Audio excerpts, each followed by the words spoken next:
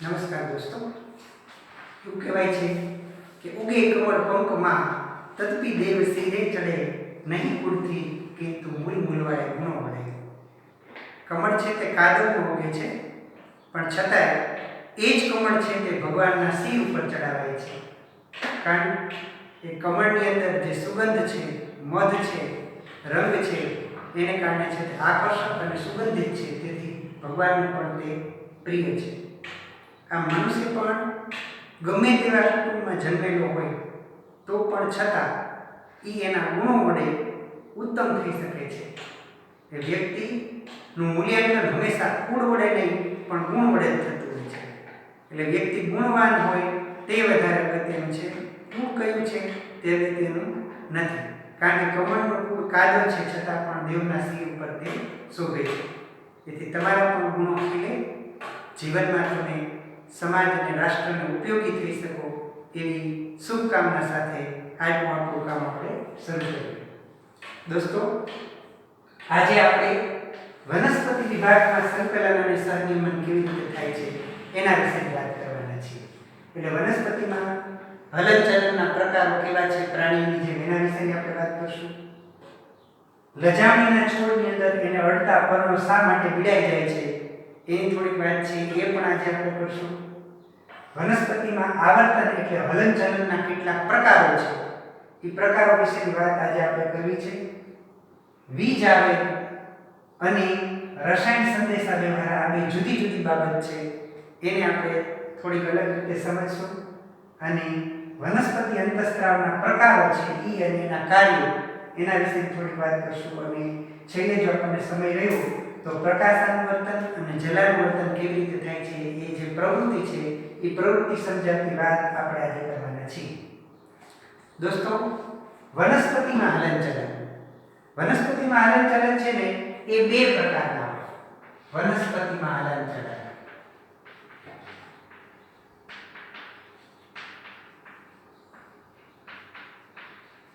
એક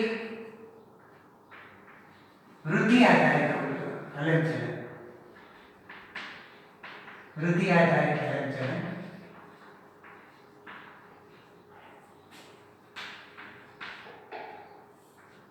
એક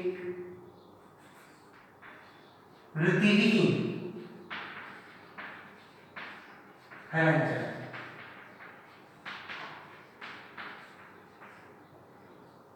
વૃદ્ધિ આધારિત હલનચલન એટલે વૃદ્ધિને કારણે થતું હલનચલન. દાખલા તરીકે બીજનું અંકુરણ છે, બીજનું અંકુરણ, પછી પ્રકાશ તરફ જવું, મૂળનું છે તે જમીન તરફ જવું, આ બધું વૃદ્ધિને કારણે છે. એટલે વૃદ્ધિને કારણે જે હલનચલન થતા હોય એવા પણ હલનચલન હોય ને કેટલાક હલનચલન એવા હોય એના માટે વૃદ્ધિ છે તે જવાબદાર હોય નહીં. વૃદ્ધિને કારણે એવું હલનચલન ના થતું હોય. દાખલા તરીકે આ બીજો જે પોઈન્ટ છે આપણો, ઈ આપણે આની મદદથી સમજવાના છે. એ વૃદ્ધિ આધારિત નથી. દાખલા તરીકે લજામણીના છોડને આપણે અડીએ તો લજામણીના પાંદડા પીડાઈ જાય છે. શા માટે પીડાઈ જાય છે? એના માટેનું કારણ વૃદ્ધિ નથી. વૃદ્ધિ થાય તો એમાં પર્ણ છે તે પીડાઈ જાય છે એવું નથી. પણ લજામણી છે એના છોડ હોય, એ છોડના આધારમાં એક ગાદી જેવી પોલી પેશી આવેલી હોય, એને પીનાધાર પેશી કહેવાય. આ પીનાધાર પેશી જ્યારે આપણે આને અડીએ ત્યારે એમાં બીજ આવેલું ઉત્પન્ન થાય અને એ બીજ આવેલને કારણે આ વનસ્પતિ છે એની અંદર આમાં વનસ્પતિમાં તો કોઈ ચેતાપેશી કે સ્નાયુપેશી કે એવું કંઈ છે નહીં. એટલે વનસ્પતિમાં એને કારણે સંકોચન કે વિસ્તરણ કે એવું કંઈ નથી થતું. પણ આની અંદર આને અડો એ ભેગું તરત જ આમાં બીજ આવેલું ઉત્પન્ન થાય તો આની અંદર જે પાણી છે એ પાણી ત્યાંથી સ્થળાંતરિત પામી અને કોષો વચ્ચેનો આંતરકોષીય અવકાશ છે એ આંતરકોષીય અવકાશમાં ચાલ્યું જાય, પરિણામે લજામણીના પર્ણ છે તે પીડાઈ જાય. આપણે ખબર છે કે જ્યાં સુધી વનસ્પતિને પાણી મળતું રહે ત્યાં સુધી એકદમ ટટારું રહે, પણ જેવું એના કોષોમાંથી કે એના પર્ણમાંથી પાણી છે તે પાણી દૂર થઈ જાય તો એ વનસ્પતિ છે તે ઢીલી પડી જતી હોય છે. એ જ પ્રક્રિયા બરાબર અહીં થાય છે. પણ અહીંયા પાણી દૂર થઈ જવા માટેનું કારણ સ્પર્શ છે. જ્યારે લજામણીના પાંદડાને આપણે અડીએ ત્યારે એની અંદર જે ઉર્મિવેગ ઉત્પન્ન થાય છે, એ ઉર્મિવેગને કારણે એની અંદરનું પાણી છે એ પાણી એની આજુબાજુના અંતર્કોશીય અવકાશમાં જતું રહે અને પરિણામે એ ઢળી પડે એટલે આપણે એમ કહીએ કે લજામણીના પાંદડા ભીડાઈ ગયા. એટલે લજામણીના પર્ણ છે તે ભીડાઈ જાય એના માટેનું કારણ કઈ વૃદ્ધિ નથી. એ વૃદ્ધિ આધારિત હોય એવું હલનચલન નથી. એ વિશિષ્ટ પ્રકારનું હલનચલન છે. એટલે એવું હલનચલન પણ જોવા મળે કે જે વૃદ્ધિ આધારિત ન હોય. એટલે વનસ્પતિમાં બે પ્રકારના હલનચલન આપણને જોવા મળે છે. વૃદ્ધિ આધારિત હલનચલન અને વૃદ્ધિ વિહીન અથવા વૃદ્ધિ રહિત હોય એવા પ્રકારનું હલનચલન છે એવું આપણને જોવા મળતું હોય. અને લજામણીના છોડમાં પર્ણ કેવી રીતે ભીડાઈ જાય છે એની વાત આપણે વિશેષ રીતે કરીએ એટલે એની તમને ખબર પડી કે કેવી રીતે એમાં પર્ણ છે તે ભીડાઈ જાય છે. પછી મેં તમને કરી આવર્તન.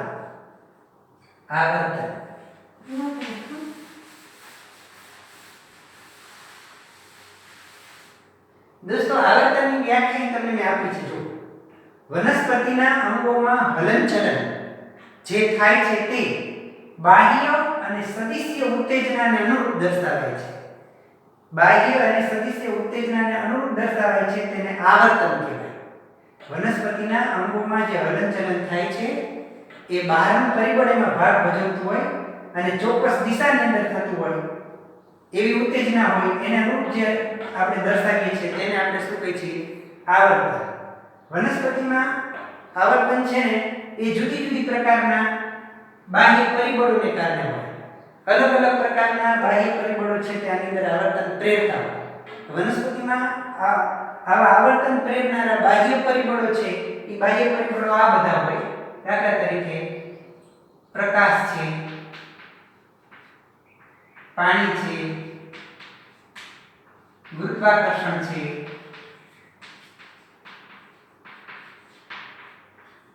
રસાયણો છે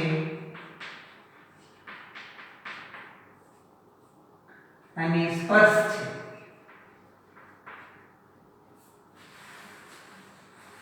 એટલે આ બધા છે વનસ્પતિમાં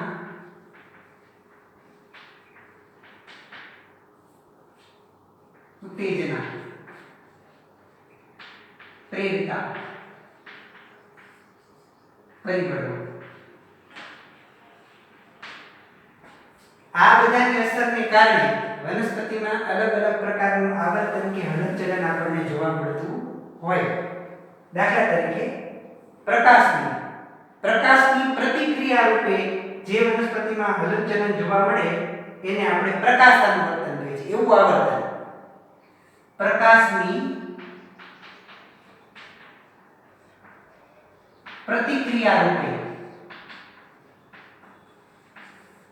વનસ્પતિમાં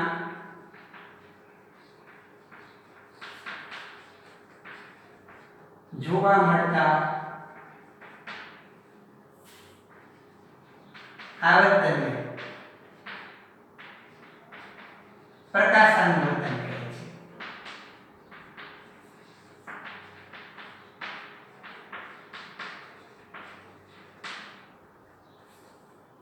પ્રકાશની વનસ્પતિ પર અસર થતી હોય પ્રકાશની પ્રતિક્રિયા રૂપે જે પ્રકાશ વનસ્પતિ પર પડે એની પ્રતિક્રિયા રૂપે વનસ્પતિ જે હલનચલન દર્શાવે એને આપણે પ્રકાશાનુવર્તન કહીએ છીએ. જો આવું હલનચલન અથવા આવું આવર્તન છે એ બાહ્ય પરિબળની દિશામાં થતું હોય તો એને ધન આવર્તન કહેવાય. આવર્તન બાહ્ય પરિબળની દિશામાં થાય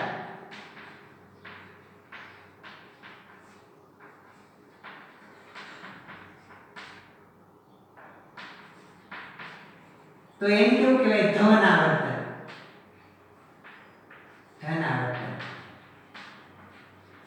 અને જો આવું આવર્તન છે એ બાહ્ય પરિબળની વિરુદ્ધ દિશામાં થાય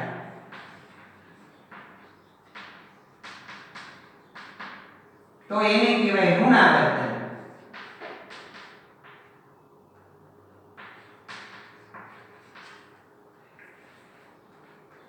આ બધા પરિબળોની અંદર ધન આવર્તન ને ઋણ આવર્તન હોઈ શકે. બરાબર છે. પણ અહીંયા અત્યારે આપણે પ્રકાશ એટલાની વાત કરી છે કે પ્રકાશને કારણે અથવા પ્રકાશની પ્રતિક્રિયા રૂપે વનસ્પતિમાં જે હલનચલન જોવા મળે એવા હલનચલનને આપણે પ્રકાશાનુવર્તન કહીએ છીએ. તો જો પ્રકાશ જે દિશામાંથી આવતો હોય એ દિશાની અંદર જો હલનચલન થતું હોય તો તેને ધન પ્રકાશાનુવર્તન કહેવાય, અને પ્રકાશ જે દિશાની અંદર આવતો હોય એની વિરુદ્ધ દિશામાં જો હલનચલન થતું હોય તો એને ઋણ પ્રકાશાનુવર્તન કહેવાય. દાખલા તરીકે કોઈ પણ છોડ છે એ તમે જોયો હોય, છોડ કુંડામાં ઉગાડો કે જમીનમાં ઉગાડો, એમાં હંમેશા મૂળિયું છે ને એ જમીન તરફ જ વૃદ્ધિ પામે ને જમીન તરફ જ જાય, અને પ્રકાંડ છે એ ઉપરની તરફ જ વૃદ્ધિ પામે. બરાબર ને? આવું આપણે જોયું છે, આવો આપણને અનુભવ છે, આપણે દરરોજ વ્યવહારિક જીવનની અંદર પણ આપણે જોઈએ છીએ કે આમાં પ્રકાંડ છે એ હંમેશા ઉપરની તરફ વૃદ્ધિ પામે અને મૂળિયું છે એ હંમેશા નીચે તરફ વૃદ્ધિ પામે. એટલે પ્રકાંડ છે ને એનું પ્રકાશ તરફનું આવર્તન એ ધન આવર્તન કહેવાય. એટલે પ્રકાંડ કેવું આવર્તન ધરાવે? ધન પ્રકાશાનુવર્તન. કેવું? ધન પ્રકાશાનુવર્તન. પ્રકાશની અસરને કારણે પ્રકાંડ હંમેશા સૂર્યપ્રકાશ તરફ જ વધે. એને તમે ગમે તેવી રીતે રોપ્યું હોય, દાખલા તરીકે એકાદ ફૂલ રોપીને આપણે અંદર મૂકી દીધેલું હોય અને બારી પૂરી રાખ્યું હોય અને થોડાક સમય પછી તમે જો એને જુઓ તો એના પાંદડા બારીની બહાર જ નીકળતા હોય. જે બારી તરફથી વનસ્પતિને પ્રકાશ મળે ને એ તરફ જ એની વૃદ્ધિ થતી હોય, એ તરફ જ તે જાય. એટલે વનસ્પતિમાં પ્રકાંડ રહ્યું એ હંમેશા ધન પ્રકાશાનુવર્તન દર્શાવે છે. કેવું? ધન પ્રકાશાનુવર્તન. અને મૂળ છે એ હંમેશા સૂર્યપ્રકાશની વિરુદ્ધ દિશામાં જ જાય. એટલે પ્રકાંડ રહ્યું એ ધન પ્રકાશાનુવર્તન દર્શાવે અને મૂળ છે એ ઋણ પ્રકાશાનુવર્તન દર્શાવે. ઋણ પ્રકાશાનુવર્તન કોણ દર્શાવે? મૂળ. મૂળ હંમેશા ઋણ પ્રકાશાનુવર્તન દર્શાવે અને પ્રકાંડ હંમેશા ધન પ્રકાશાનુવર્તન દર્શાવે. ફરી એક વખત આટલું તાજું કરીએ દોસ્તો. પ્રકાશની પ્રતિક્રિયા રૂપે વનસ્પતિમાં જે હલનચલન જોવા મળે છે અથવા આવર્તન જોવા મળે છે એને પ્રકાશાનુવર્તન કહેવાય. જો આવું આવર્તન બાહ્ય પરિબળની એટલે કે પ્રકાશની દિશામાં જ હોય તો તેને ધન આવર્તન કહેવાય, અને આવું આવર્તન એ બાહ્ય પરિબળની વિરુદ્ધ દિશામાં એટલે કે પ્રકાશની વિરુદ્ધ દિશામાં હોય તો તેને ઋણ આવર્તન કહેવાય. એટલે વનસ્પતિમાં પ્રકાંડ હંમેશા સૂર્યપ્રકાશ તરફ જ વધે છે, માટે પ્રકાંડ ધન પ્રકાશાનુવર્તન દર્શાવે એમ કહેવાય, અને મૂળ છે તે હંમેશા ઋણ પ્રકાશાનુવર્તન દર્શાવે એમ આપણે કહીએ છીએ. પછી જુઓ દોસ્તો, બીજું છે, પહેલું છે પ્રકાશાનુવર્તન. પ્રકાશને કારણે અથવા પ્રકાશની પ્રતિક્રિયા રૂપે વનસ્પતિમાં થતું હલનચલન એટલે પ્રકાશાનુવર્તન કહેવાય. પછી પાણીની પ્રતિક્રિયા રૂપે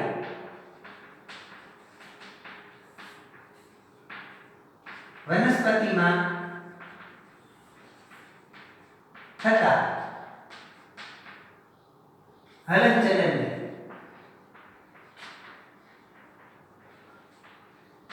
પાણીને કારણે છે તેને કહેવાય જલાનુવર્તન. શું કહેવાય? જલાનુવર્તન. જલાનુવર્તન.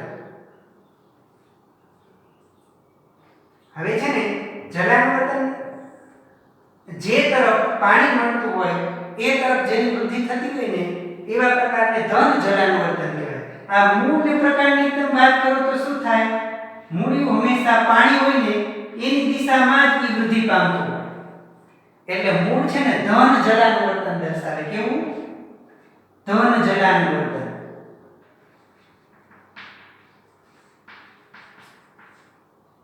અહીં છે કે તમે કુંડામાં છોડ વાવ્યો હોય અને પાણી નીચે હોય તો નીચેની તરફ જ પાણી સંકેન્દ્રણ પામે હંમેશા નીચે જ આવે, એટલે મૂળિયું હંમેશા નીચે જ જતું હોય. છતાં પણ આવું કોઈ છોડ રોપેલો હોય અને એ છોડમાં તમે જો આવી રીતે આમ ક્યારેક કરીને આવું જોયું હોય તો તમને ખબર પડે કે અહીંયા એક માટીની અંદર આટલો બીજો પડખે આવો ગ્લાસ રાખવાનો. ગ્લાસ કાણાવાળો રાખવાનો, પ્લાસ્ટિકનો ગ્લાસ કાણાવાળો રાખીને એમાં પાણી ભરવાનું.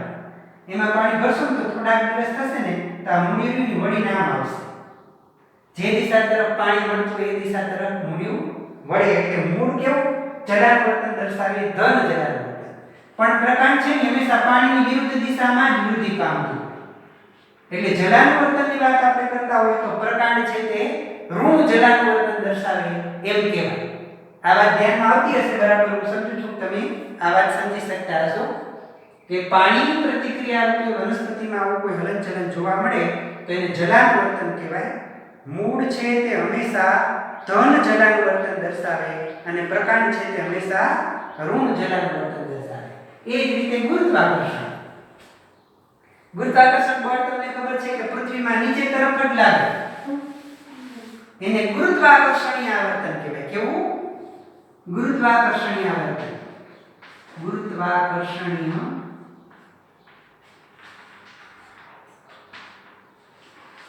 આવર્તન. ગુરુત્વાકર્ષણીય આવર્તન. ગુરુત્વાકર્ષણીય આવર્તન એને એક ભૂ આવર્તન પણ કહેવાય. કેવું? ભૂ આવર્તન. ભૂ આવર્તન. ભૂ એટલે જમીન અને આવર્તન એટલે તે તરફ હલનચલન.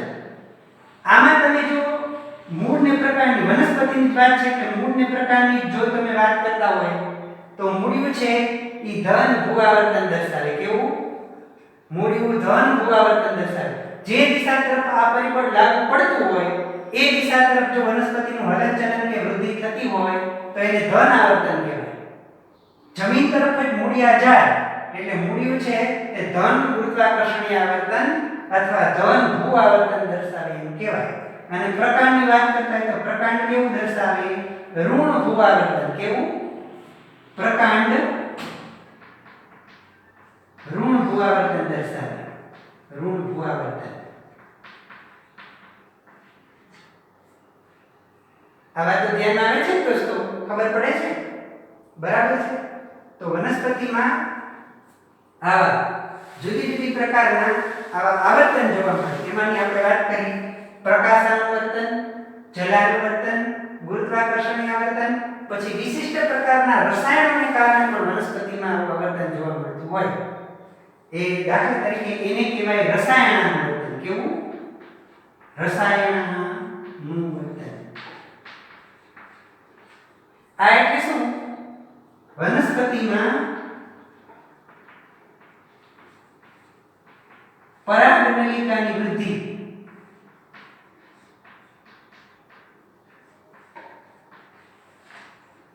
આ ધ્યાનમાં રાખજો. આ પૂછાય તેવું છે, ખાસ નોખું પૂછાતું હોય. વનસ્પતિમાં પરાગનલિકાની વૃદ્ધિ એ રસાયણાનુવર્તનનું ઉદાહરણ છે. કેવી રીતે? જો તમને એક નાની આકૃતિ દોરીને તમને નાખો, પણ સાવ નાની આકૃતિ છે.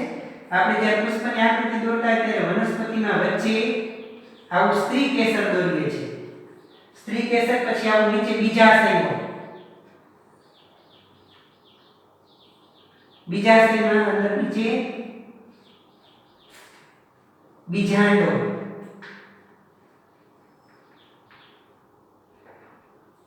આ બધા પ્રવર્ધનો પર બીજાંડ છે ત્યાં અંદર ચોટેલા હોય.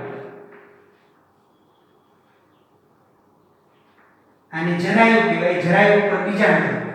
અને બાકી આપણને ખબર છે કે વનસ્પતિમાં તમે પુષ્પમાં આ પ્રકારનું આવું જોઈ શકતા હોય.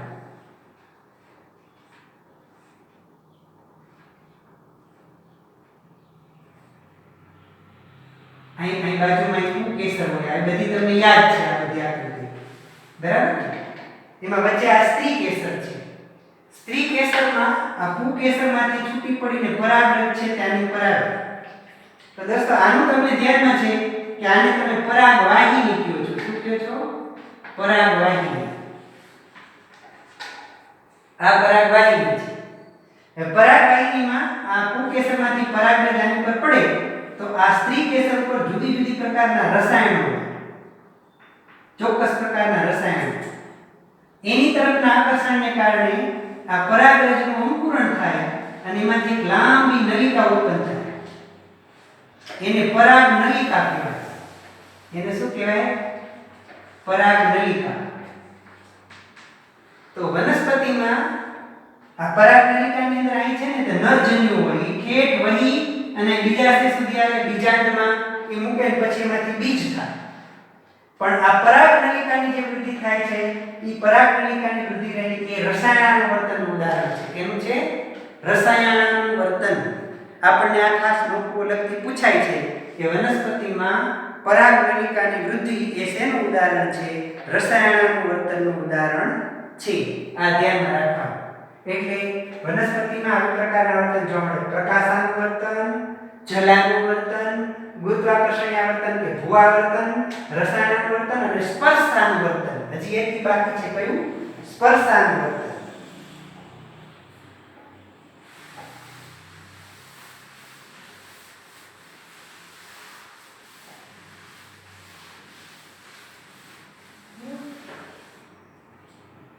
સ્પર્શાનુવર્તન.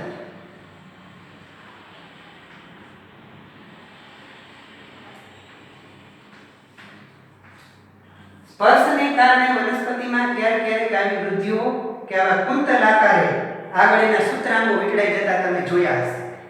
તો જ્યારે વનસ્પતિમાં આવા કોઈ સૂત્રાંગો ઉત્પન્ન થયેલા હોય, આવા સૂત્રાંગો હોય,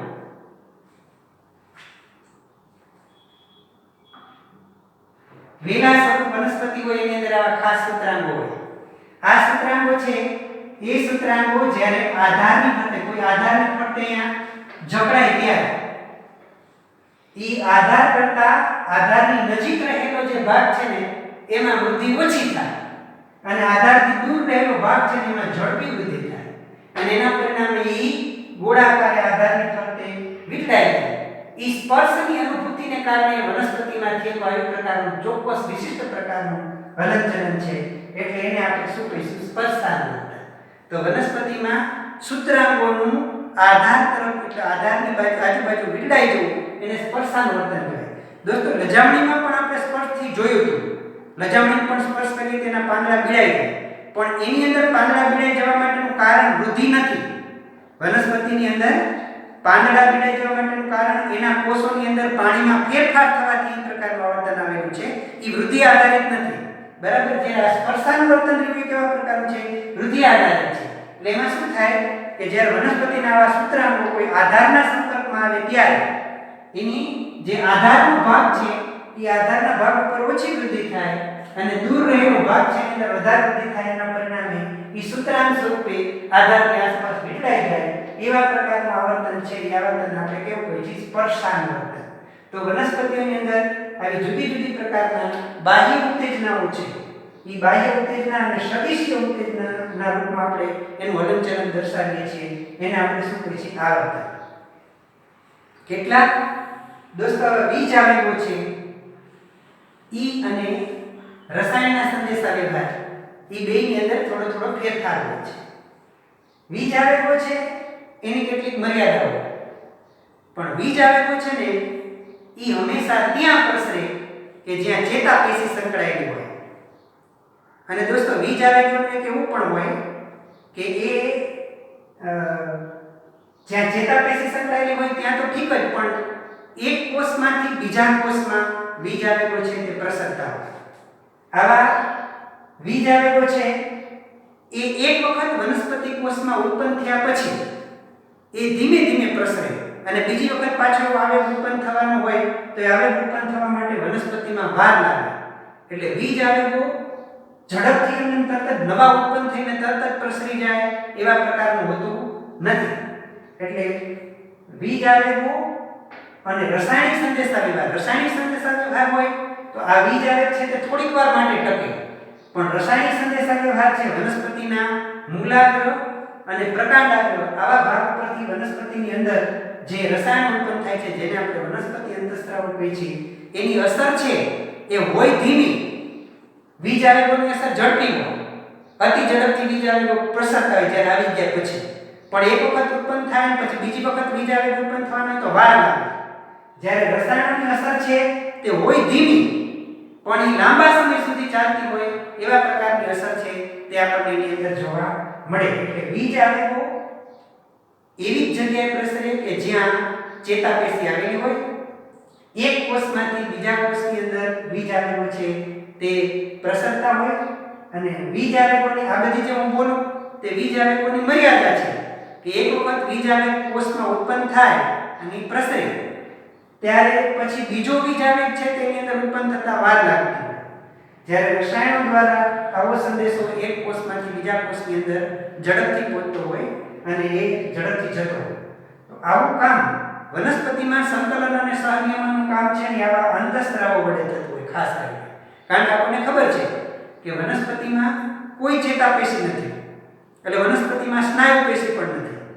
એટલે વનસ્પતિમાં એક કોષમાંથી બીજા કોષની અંદર એવી રીતના બીજ આવેલો પણ પ્રસરતા નથી અને વનસ્પતિમાં સ્નાયુ પેશી હોવાને કારણે કોઈ સંકોચનશીલ પ્રોટીન પણ નથી અને તોય છતાં વનસ્પતિમાં આવું હલનચલન થાય છે.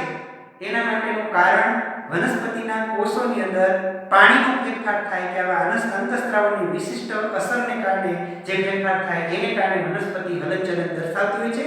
કેટલુંક આવું હલનચલન વૃદ્ધિ આધારિત હોય છે અને કેટલુંક વૃદ્ધિથી વિપરીત અથવા વૃદ્ધિ કરતા જુદી પ્રકારનું હલનચલન હોય એવા પ્રકારનું હલનચલન વનસ્પતિની અંદર આપણને જોવા મળતું હોય છે. તો વનસ્પતિની અંદર આવું સંકલનને સહનિયમન કરનારું કામ છે ઈ કામ વનસ્પતિ અંતઃસ્ત્રાવો કરે. અને વનસ્પતિ અંતઃસ્ત્રાવો છે એ બે પ્રકારના છે. વનસ્પતિ અંતઃસ્ત્રાવો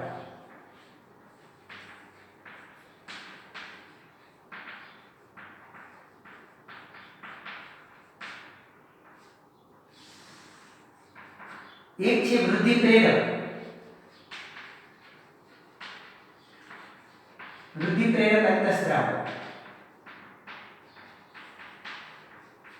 અને બીજા છે વૃદ્ધિ અવરોધક અંતઃસ્ત્રાવો.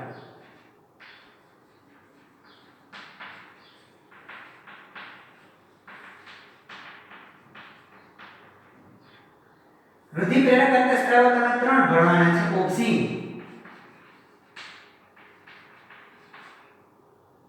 જીબ્રેલિન અને સાઇટોકાઇનિન.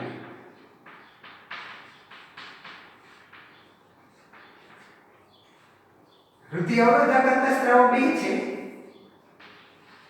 ઇથિલિન અને ABA મતલબ એબ્સિસિક એસિડ.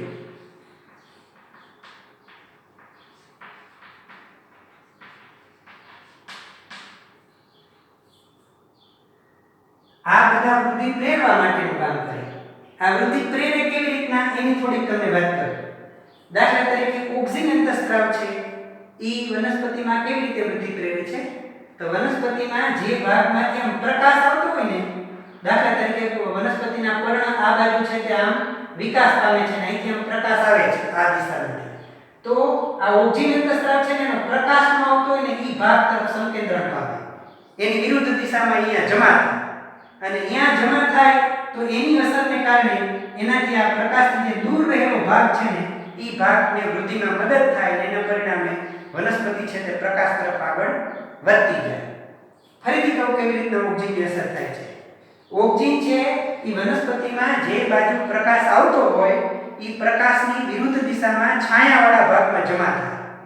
પરિણામે પ્રકાશથી દૂર રહેલા ભાગમાં વૃદ્ધિ થાય અને વનસ્પતિ સતત છે તે પ્રકાશની તરફ આગળ વધતી જાય. એવું કામ આ ઓક્સિન કરે છે. બીજું જીબ્રેલિન છે ને એ જીબ્રેલિન ખાસ કરીને કોષોના પ્રકાંડના ભાગમાં વૃદ્ધિ પ્રેરવાનું કામ કરે. પ્રકાંડ છે એ પ્રકાંડ એકદમ વૃદ્ધિ પામતો એના માટેનું કારણ જીબ્રેલિન છે. આમ જો કે જીબ્રેલા નામની ફૂગનો ચેપ જેને વધારે લાગ્યો હતો ને એવા કોષોની અંદર એવા છોડની અંદર વૈજ્ઞાનિકોએ વૃદ્ધિ જોઈતી. એવા વધારે ઊંચા થયેલા છોડ હતા એટલે એના આધારે એને એમ કીધું કે આ જીબ્રેલા નામની જે ફૂગ છે એની અંદર જે રસાયણ છે એ રસાયણને કારણે વનસ્પતિમાં વિશેષ પ્રકારની વૃદ્ધિ આવે છે. એવો અંતઃસ્ત્રાવ છે. અંતઃસ્ત્રાવને આપણે કેવું કહે છે? જીબ્રેલિન. અને સાઇટોકાઇનિનનું કામ ખાસ એ છે કે કોષ વિભાજનને ઉત્તેજે. એટલે વનસ્પતિઓમાં એકદમ કોષ એકમાંથી ડબલમાંથી 4 ગણા એમ સતત થવા માંડે અને એના પરિણામે વનસ્પતિ કોષની અંદર વૃદ્ધિ થતી હોય.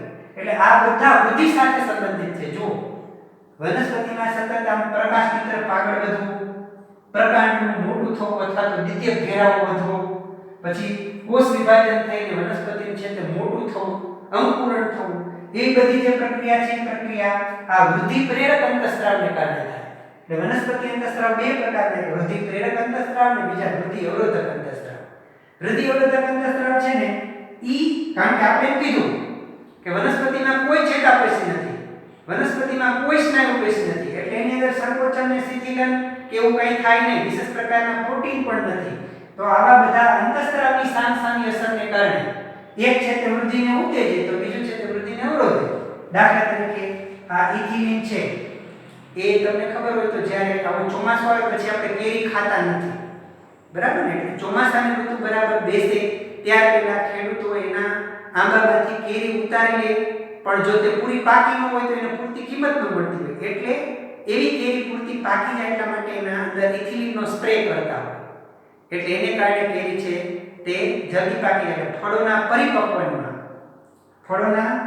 પરિપક્વનમાં જલ્દીથી પાકી જાય અને ખરી પડે, પાંદડા પણ ખરી પડે, એના બધાની સાથે કળીઓ પણ ખરી પડે, એના બધાને માટે આ વૃદ્ધિ અવરોધક અંતઃસ્ત્રાવો છે તે જવાબદાર હોય છે, અને એને કારણે વનસ્પતિઓમાં પણ આવું સંકલન અને સહનિયમન થતું હોય છે.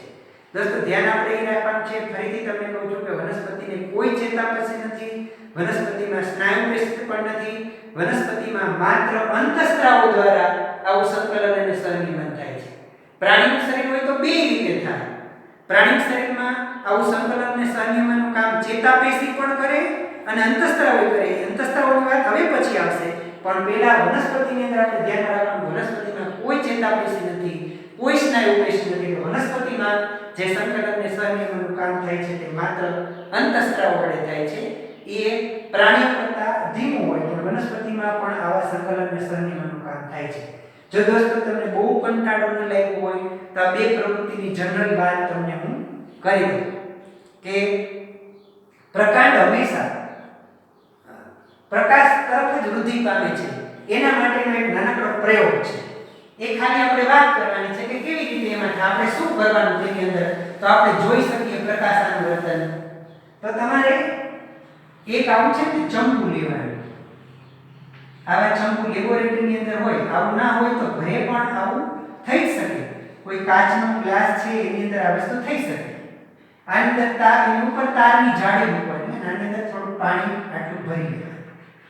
પછી જેનું તાજું આની અંદર એક તાર જાળી ઉપર આને મૂકી દેવાની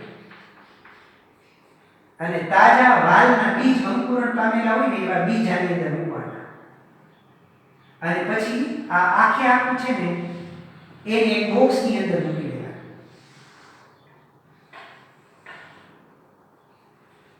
આખો આજે રચના કરી અને અહીંયા એક થોડી જગ્યા રાખવાની અને આ બાજુ આપણા ઘરની બારી હોય અને બારીમાંથી પ્રકાશ બરાબર આ બાજુ આવતો હોય ને એવી રીતે એને ગોઠવવાનું. આ મૂકી દેવાનું. આ ખુલ્લો ભાગ છે તે બરાબર બારી તરફ રહે એવી રીતે.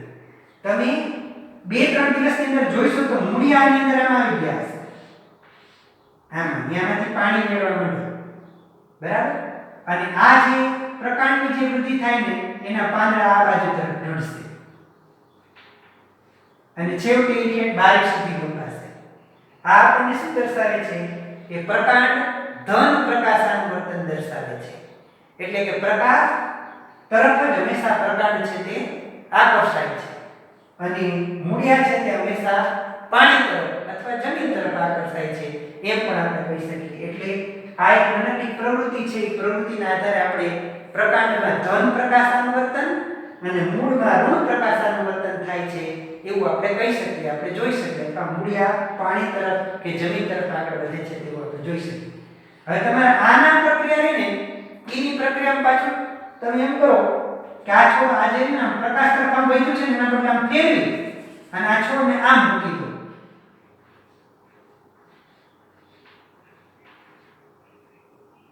તો થોડાક દિવસ આજે છે ને એ આ બાજુ તરફ આમ આગળ વધશે, પણ પાછું ફરીથી વળી પાછું એની દિશા તો આ જ થઈ જશે. વળી પાછું વળીને એ કઈ બાજુ તરફ જશે? પ્રકાશની તરફ જ જશે. જે બાજુ તરફથી એને પ્રકાશ મળતો હોય એ તરફ જ એ વૃદ્ધિ પામશે. એટલે પ્રકાંડ હંમેશા પ્રકાશ તરફ વૃદ્ધિ પામે છે, ધન પ્રકાશનું વર્તન દર્શાવે છે, અને મૂળ હંમેશા જમીન તરફ જ વૃદ્ધિ પામે. આવી રીતે આમ તમે કુંડું રોપી પછી આમ કર નાખો ને આવી રીતે આમ લટકાવી દો ઊંધું આવી રીતે અને મૂળ અહીંથી આમ નીકળવું હતું તોય છતાં આમાં એમ થશે કે થોડોક સમય થશે ને તો આ કુંડામાં ઉપરની તરફ પાંદડા જવા માંડશે, પ્રકાશ તરફ જ જાય અને મૂળિયા છે ને એ હંમેશા કે તરફ જાય? નીચેની તરફ જ જશે. પણ જલાનું વર્તન પાણી તરફ જ મૂળ જાય એની તો મેં તમને હારે આની અંદર વાત કરી, પણ છતાંય પાછું ફરીથી એક નાનકડી પ્રવૃત્તિની વાત છે એટલે તમને કરી દઉં. એ કેવી રીતે કરવાની? તો છોડનું મોટું કુંડું લેવાનું આ મોટા કુંડાની અંદર આપણે છોડ છે તે વાવ્યો,